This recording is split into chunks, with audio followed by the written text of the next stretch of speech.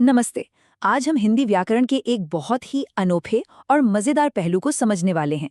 एक ऐसी चीज जिसे जानकर भाषा को देखने का नजरिया ही बदल जाता है। तो चलिए सीधे एक सवाल से शुरू करते हैं। जरा सोचिए, हिंदी में ऐसे कौन से शब्द हैं जो कभी नहीं बदलते? मतलब चाहे कोई लड़का बोले या लड़की, एक इंसान की बात हो या कई लोगों की, ये शब्द अपनी जगह से टस से मस नहीं होते।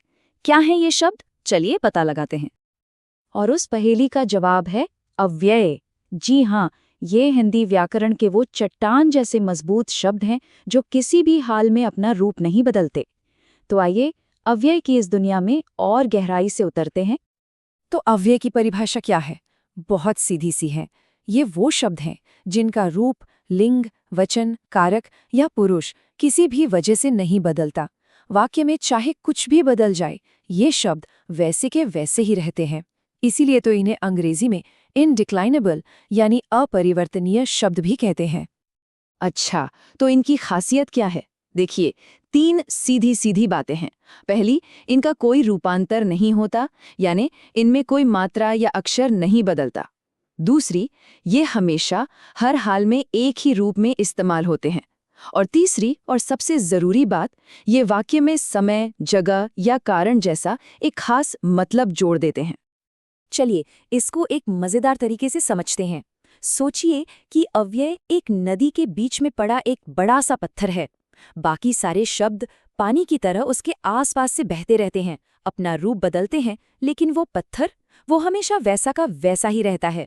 बिल्कुल, अव्यय भी वाक्य में ऐसे ही स्थिर और मजबूत रहते हैं। चलिए अब कुछ ऐसे आम अव्यय शब्दों से मिलते हैं जिन्हें हम और आप रोजाना इस्तेमाल करते हैं, शायद ये जाने बिना कि ये कितने खास हैं।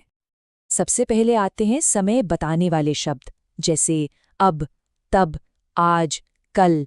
ये शब्द हमें बताते हैं कि कोई काम कब हो रहा है। फिर आते हैं जगह बताने वाले शब्द, यहाँ, वहाँ। एकदम सीधे और सरल, लेकिन इनके बिना वाक्य अधूरा सा लगता है। और हाँ, ये तो हम सब दिन भर इस्तेमाल करते हैं। सवाल पूछने वाले शब्द, क्यों, कैसे, इनके बिना तो बातचीत ही आगे नहीं बढ़ सकती। और आखिर में मात्रा या क्वांटिटी बताने वाले शब्द, बहुत और थोड़ा। ये सभी शब्द और इनके जैसे कई और अव्यय कहलाते हैं। ठीक है, इन शब्दों को अकेले अकेले तो देख लिया, पर असली मजा तो तब है जब हम इन्हें वाक्यों में काम करते हुए देखें। चलिए देखते हैं कि ये वाक्य में कैसे जान डाल देते हैं। पहला उदाहरण देखिए, राम अब स्कूल जाएगा। यहाँ अब हमें समय बता रहा है। अच्छा, अगर राम की जगह सीता होती तो वाक्य होता सीता अब स्कूल जाएगी। देखा, कर्ता बदला, क्रिया बदली, पर अब वो बिल्कुल वैसा का वैसा ही है। अगला वाक्य है, वह तब घर पर था। यहाँ तब भी समय बता रहा है।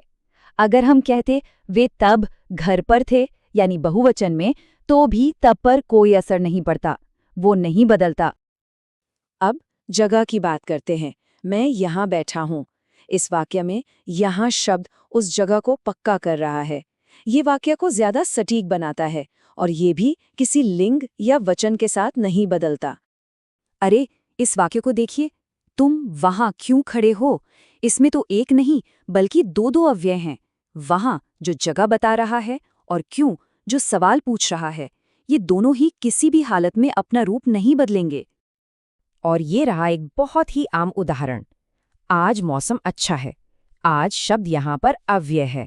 यह हमेशा आज ही रहेगा, चाहे हम कल की बात करें या परसों की। तो फिर इस पूरी बातचीत का निचोड़ क्या है? अगर सिर्फ एक बात याद रखनी हो तो वो क्या होगी?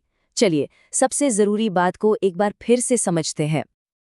तो सबसे जरूरी बात बस इतनी सी है, अव्यय वो शब्द हैं जो वाक्यों में समय, स्थान और कारण जैसी अहम जानकारी जोड़ते हैं, और उनका रूप कभी नहीं, मतलब कभी भी नहीं बदलता।